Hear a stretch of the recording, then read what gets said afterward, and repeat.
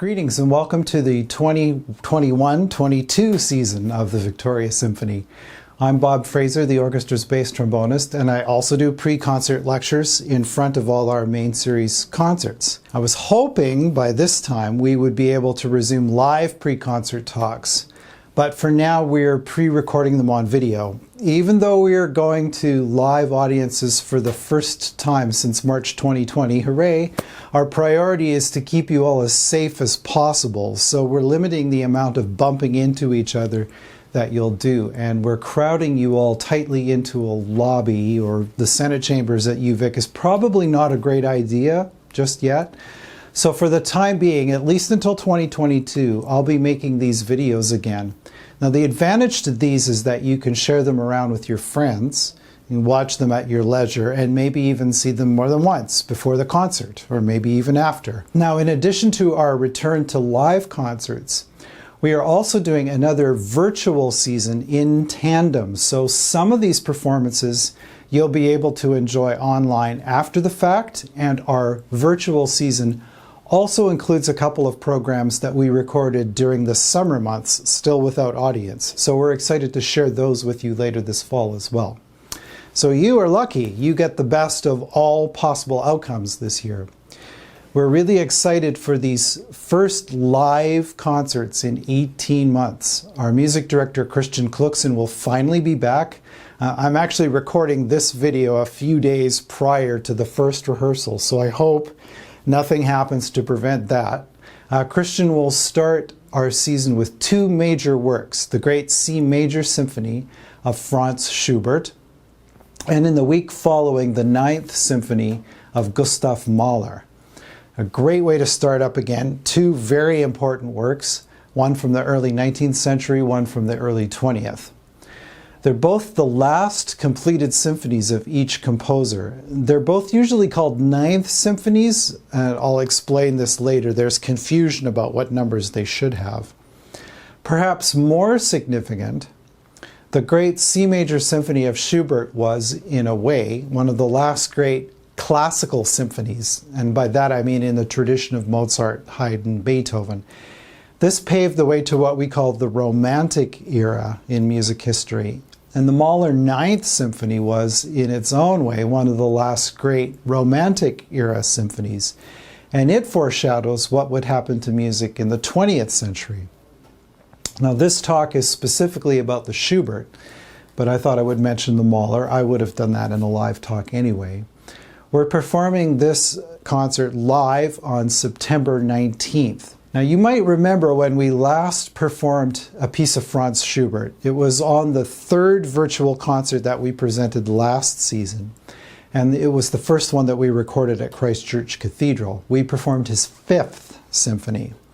And you might remember this portrait of Schubert by the Iranian artist Hadi Karimi that I showed you before. I shared this with you.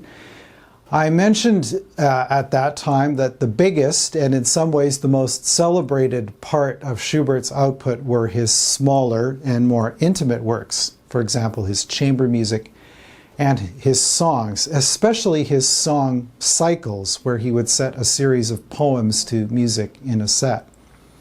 Now, Schubert had a very intimate circle of followers, and private concerts where he would perform his music were very popular in these circles. They even gave them a name. They were called Schubertiads, just like the word Olympiad. Here's a drawing of one of these Schubertiads with Schubert at the piano.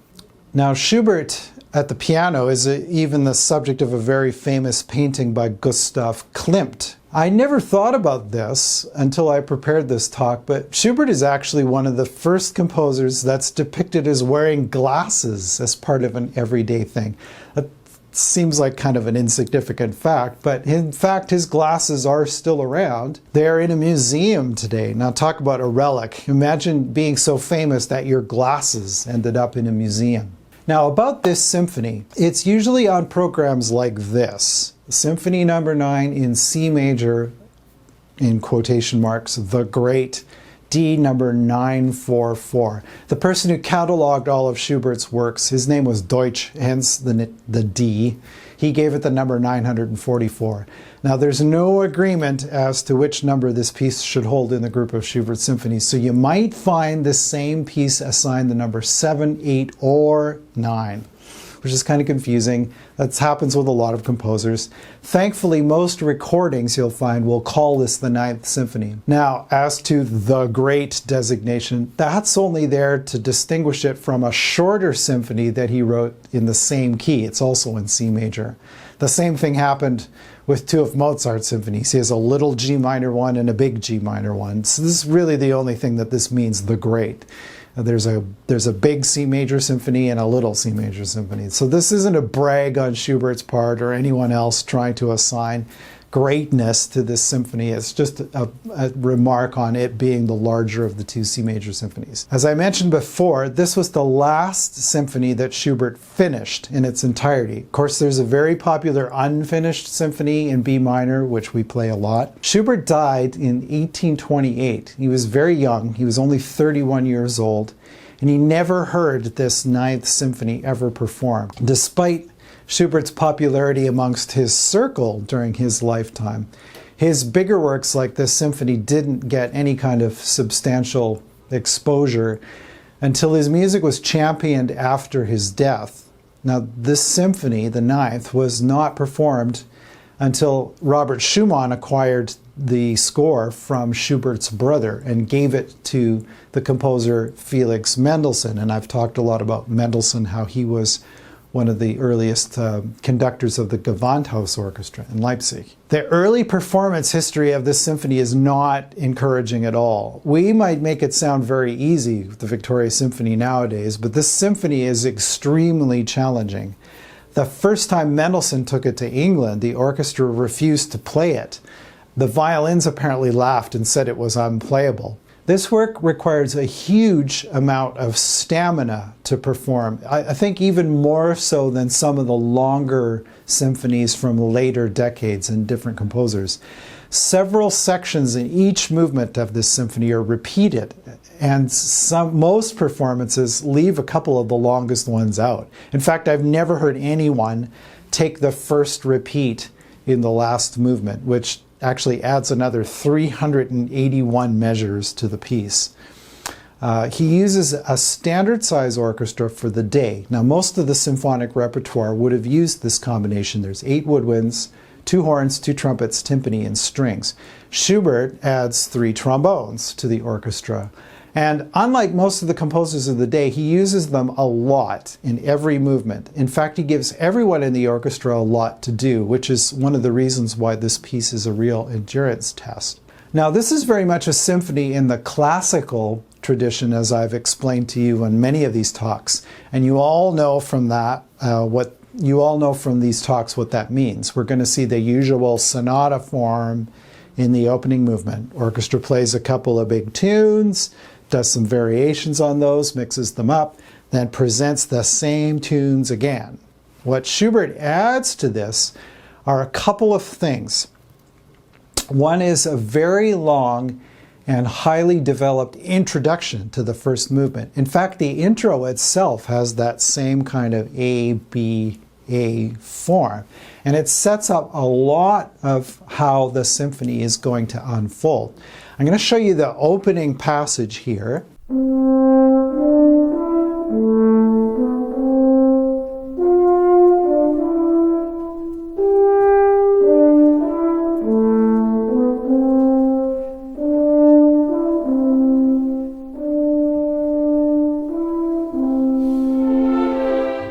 Now, this seems like a very simple melody, but there's a lot packed into it. Schubert develops quite a lot from this. First of all, that second measure, that's marked motif. You're going to hear that a lot in this movement. Not just the melodic contour, that bum, bum, bum, but you're going to hear the rhythm itself. Schubert gives this rhythm, this dum, dum, dum, dum, dum, dum, dum. He gives this rhythmic element in this piece equal importance to the melodic elements. What do I mean by that? Well, he's not the first composer to do this. If you think of Beethoven's Fifth Symphony, for example, that opening gesture of Beethoven's Fifth is just as important as a rhythmic device as it is a melodic one. That bum bum bum bum, right? You hear that rhythm, that 3 short beats and a long beat. You hear that all through the piece. So that's what I mean by a rhythmic motif. The third bar I've marked as an echo. It's actually more of a response than an echo. If it were an echo, it would be the same notes. But you'll hear a lot of this call and response of the symphony. Bum, bum, bum, bum, bum, bum. In fact, when this opening intro is taken up by the full orchestra, you'll hear these little echo or response measures set apart like this.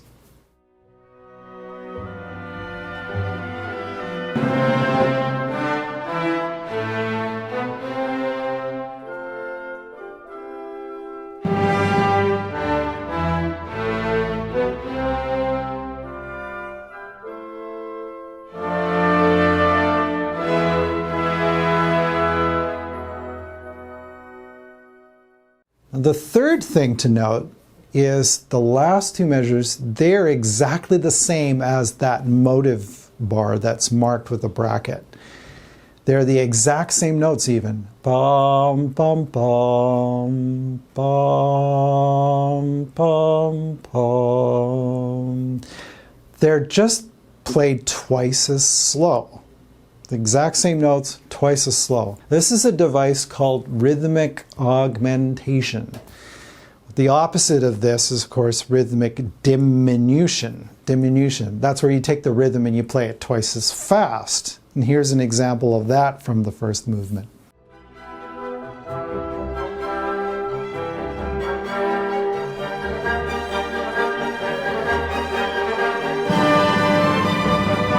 Now, when Schubert gets past this introduction and gets to the main event of the first movement, so to speak, he doesn't jump in with a theme right away. Like in an earlier Haydn or Mozart symphony, you might hear like a straight-up melody right after the introduction, and that's your first theme. Schubert doesn't do this. He takes a lot of time, and he plays with these rhythms he presented. Remember that bar marked motive? Well, he repeats this rhythm and turns it not into really a theme. It's not very melodic, but it's a rhythmic motif, and he repeats this a lot. As I said, he does a lot of call and response in this symphony, and the response to this rhythmic motif I've just showed you is another rhythmic motif, and this one's based on triplets. He goes back and forth when this theme finally appears. It comes right out of that first rhythmic motif that I showed you.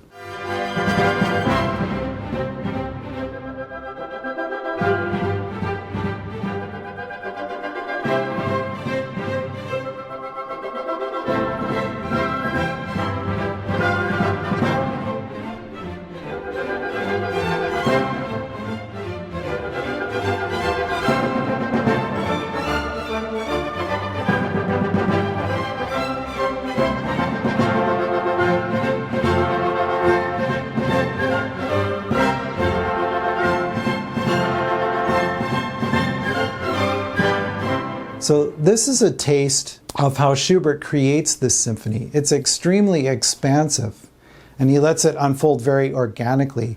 I think to really appreciate this symphony, you have to slow yourself down a lot. It's not one of these sort of instant gratifications of a piece. It takes a lot of time to unfold. It did pave the way very much for later composers, especially Anton Bruckner. If you've ever listened to any of Anton Bruckner's symphonies, there are these relentless rhythms that pound their way through them, and the themes are all very, very expansive. I've really only scratched the surface of this piece. It does a lot of interesting things in terms of where Schubert takes the harmony. He's really good at steering us into remote keys, for example. I'm going to have to save that for a longer version of this talk. So I look forward to actually seeing some of you in the audience for this first concert. It's going to be a very emotional moment for us in the orchestra, I'm sure. Thanks for watching this video, and I'll see you all very soon.